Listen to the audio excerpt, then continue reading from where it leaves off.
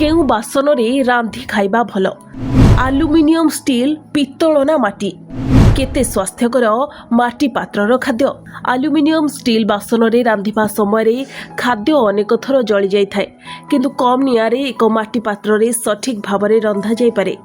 पित्तल बासनकुसन रांधिबा पाई व्यवहृत हुए मात्र एथिरे खाद्यर पुष्टिकर अंश नष्ट होइथाए। यह व्यतीत स्टील एवं आलुमिनियम बासनरे रांधिबा समय तेल अधिक व्यवहृत हुए जहाद्वारा खाद्य एवं मसला तल भागरे लागिथाए किंतु माटी हांडीरे खाद्य रांधिले यह लागि नथाए एवं जदि एही पात्ररे खियाजिब यह 10 गुण पुष्टिकर होइथाए जहा आम स्वास्थ्य पाई जरूरी अटे। डाक्तर आमको मिनेराल्स विटामिन और प्रोटीन युक्त खाद्य खाइबाकू परामर्श दियंती मात्र कोण आपण जानती खाद्यर मान और गुण वृद्धि करिबारे बासनर विशेष भूमिका रही है। विशेषज्ञ मानक कहबा अनुसार प्रेशर कुकर तथा अन्यान्य बासन अपेक्षा माटी हांडी प्रस्तुत होइतिबा खाद्य शरीर पाई अधिक स्वास्थ्यकर। माटी पात्रर खाद्य खाइबा द्वारा अनेक रोग दूर होइथाए।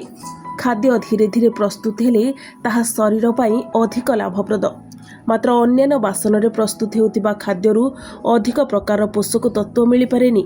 मनीष शरीर को प्रतिदिन 18 प्रकार पोषक तत्व मिलवा कथा जहाँ आमको माटीरू ही मिल पारिबो।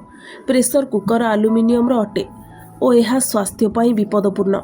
माटी पात्र प्रस्तुत खाद्य शुद्ध और स्वास्थ्यप्रद होइथिबारु आज भी मंदिर मानकर यह व्यवहृत होइथाए। यह सह माटी पात्र रे प्रस्तुत भोजन शीघ्र खराब होई नथाए एवं एथिरे तयारी खाद्य अधिक स्वादिष्ट और बास्नायुक्त होइथाए। ब्यूरो रिपोर्ट प्रभाव न्यूज।